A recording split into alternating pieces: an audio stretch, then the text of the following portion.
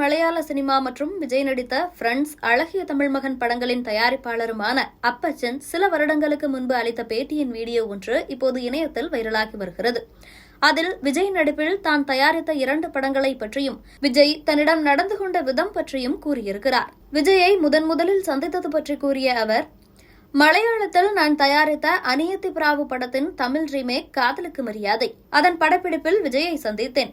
உங்களை வைத்து தமிழ் படம் தயாரிக்க வேண்டும் என கூறினேன். கண்டிப்பா பண்ணலாம் சார், மலையாளத்தில் ஹிட் ஆகும் ஏதாவது படம் சொல்லுங்கள், பண்ணலாம் என்றார்.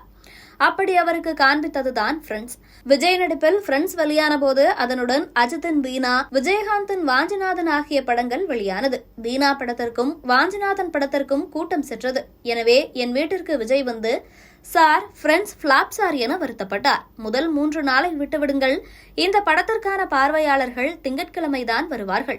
தீனா, வாஞ்சிநாதனை விட இந்த படம் பெரிய ஹிட் ஆகவில்லை என்றால் இந்த தொழிலை விட்டே நான் சென்று விடுகிறேன் என்றேன். என் கணிப்பு போல படம் மிகவும் ஹிட் ஆனது. பல தியேட்டர்களில் 100 நாட்களை கடந்து ஓடி அதன் பின் மீண்டும் விஜய் நடித்த அழகிய தமிழ்மகன் படத்தை தயாரித்தது பற்றி பேசிய அப்பச்சன், விஜயிடம் ரன்வே படத்தின் ரீமேக் செய்யலாம் என அணுகினேன். ரன்வே படம் விஜய்க்கு பிடிக்கவில்லை. ஆனால் அப்பச்சன் சார் உங்களுக்கு நான் படம் செய்வேன் என உறுதியாக இருந்தார். எனவே விஜய் உங்களுக்கு பிடித்த இயக்குனர் யாராவது இருந்தால் சொல்லுங்கள் என கேட்டேன்.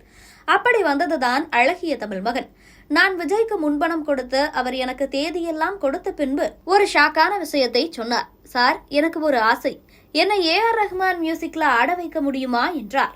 அப்போது ரஹ்மான் ஹிந்தி படங்களுக்கு 2 கோடியும் தமிழ் படத்துக்கு 1 கோடியும் வாங்கி கொண்டிருந்த நேரம். ஒருவேளை இது நடக்கவில்லை என்றால் இந்த படமும் நடக்காமல் போகலாம். எனவே ரஹ்மானை படத்திற்கு ஒப்பந்தம் செய்ய சம்மதித்தேன். எனக்காக அவர் சம்பளத்தில் 25 லட்சத்தை குறைத்துக் கொண்டு படத்தில் பணியாற்றினார். ரஹ்மான் கொடுத்த ஹீரோ அறிமுக பாடல் வந்தபோது அடுத்த அதிர்ச்சியை கொடுத்தார் விஜய். அந்த பாடல் விஜய்க்கு பிடிக்கவில்லை. இது வேண்டாம் சார் என கூறினார். நான் பாட்டை மாற்றி வாங்கி தருவதாக கூறினேன்.